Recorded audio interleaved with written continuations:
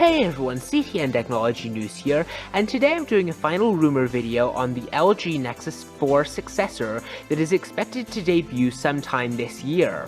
Now, rumors have been floating around for much of the summer, and now details seem to be falling into place quickly for the updated flagship Android smartphone.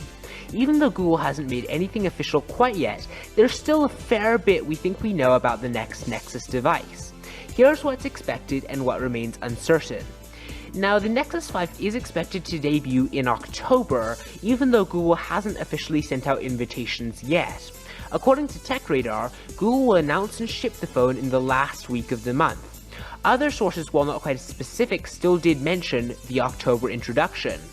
Now, the Nexus 5 also should debut Android 4.4 KitKat, Google's next OS iteration out of the box.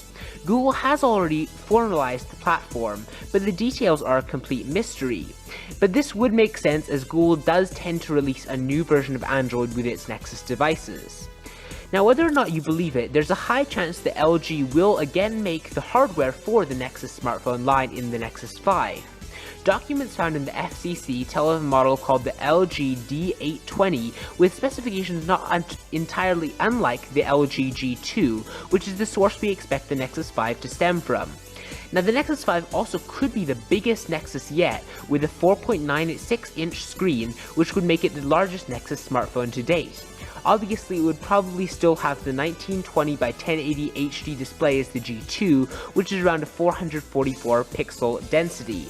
As far as carrier support, the Nexus 5 will probably be equipped for pentaband HSPA+ and multiple LTE bands, and should support all four major carriers in the US: Verizon, AT&T, T-Mobile, and Sprint. This could mark the first time that Google is able to offer one device across all four top-tier carriers.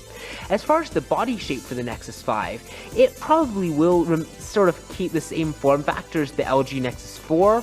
Early photos of the device, however, don't show the same design flourish or patterns on the rear, even though they do look pretty similar.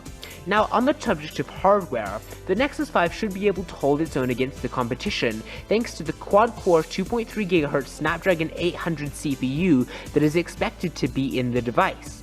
Bolstered by 2GB of RAM, LTE support, and NFC capability, the handset is expected to employ wireless charging capability and a 2300 mAh battery.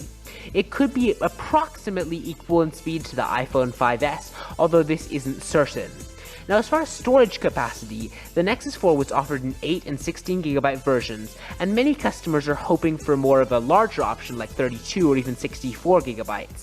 We also should not look for extra storage via micro SD. If Google adds extra storage, it will be actually in the device itself, because, Google hasn't been very inclined to add a micro SD card slots to their Nexus devices.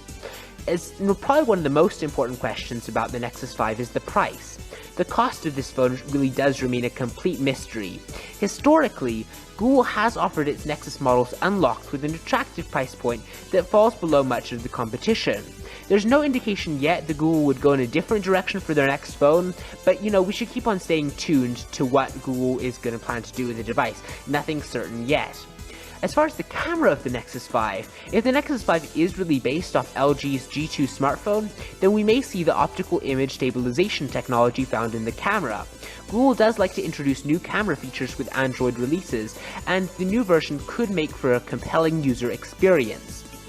Now, the last thing I want to talk about for the Nexus 5 is the name.